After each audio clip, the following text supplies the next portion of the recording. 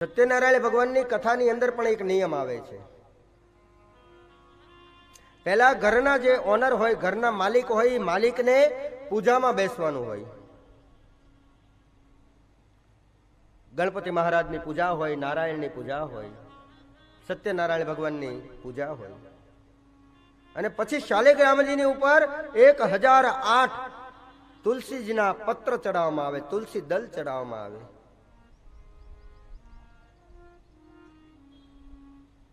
અને એ તુલસી દલ આપણે એટલા અગાઉ લેવા જોઈએ, તોડવા જોઈએ.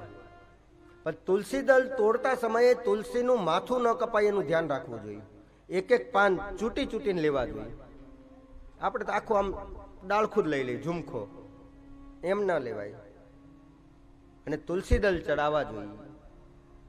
અને પૂજા પૂરી થાય અને સત્યનારાયણ ભગવાનના 5 અધ્યાય આવે. એ પહેલો અધ્યાય જ્યારે બ્રાહ્મણ દ્વારા ચાલુ કરવામાં આવે ત્યારે આપણે ચૂલા ઉપર પ્રસાદ બનાવવામાં આવે છે. અને જોજો, એ 5 અધ્યાય પૂરા થાય ને એટલી જ વારમાં તમારો પ્રસાદ બનીને તૈયાર થશે. અને એ ત્યારે શા માટે પ્રસાદ મૂકવાનો ખ્યાલ છે?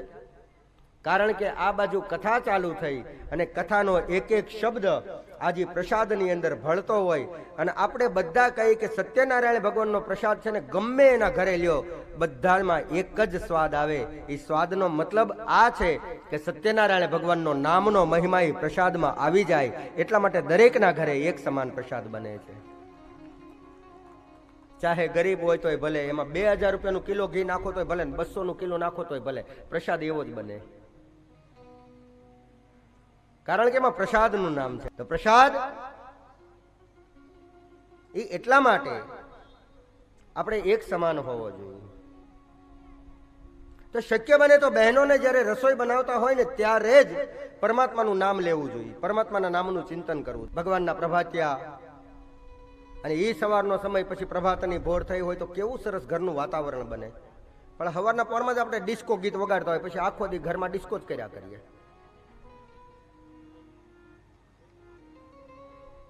નહીતર વૈષ્ણવ પરંપરામાં તો એવું કહેવાય છે કે ભગવાનને તમારે સવારે જગાડવા જોઈએ. તમારા ઘરમાં જો ઠાકોરજી બિરાજમાન હોય ને તો કાયદેસર ભગવાનને જગાડવા જોઈએ. હે કૃષ્ણ, હે જાદવ, જાગ બાપ, તારું વગર આજ ગાયું ચરાવા કોણ જશે? ભગવાનને આદેશ દેવો જોઈએ.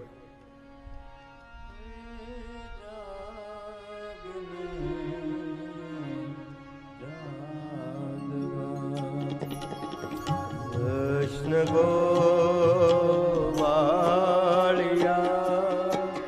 તુજે વિના ધેનમાં કોણ જાશે?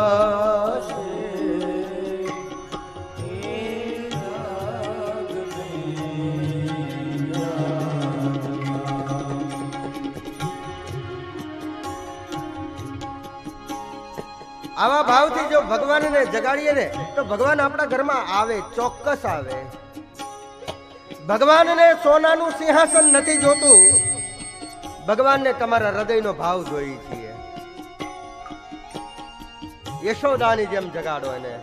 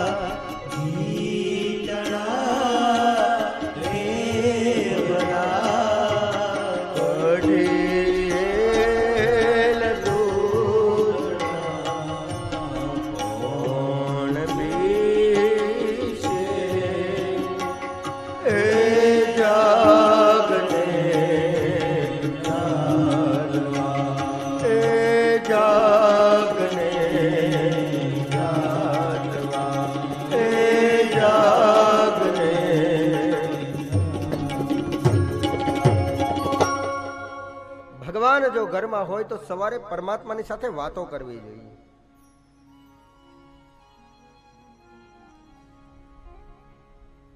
પરમાત્માને જગાડવા જોઈએ, પરમાત્માને સ્નાન કરાવવું જોઈએ, પરમાત્માને 16 શ્રૃંગાર સજાવવા જોઈએ. અને આજે પણ અમુક અમુક જગ્યાએ તમે જુઓ તો અમુક મંદિરમાં હજી પણ રિવાજ છે, હજી નિયમ છે કે પરમાત્મા શયન કર્યા પછી સવારમાં કેદાર રાગ ગાઈને પરમાત્માને જગાડે છે. ભગવાનના દ્વાર બંધ હોય તો સૌથી પહેલો કેદાર ગાય અને ભગવાનને કાલી ઘેલી ભાષામાં મનાવે.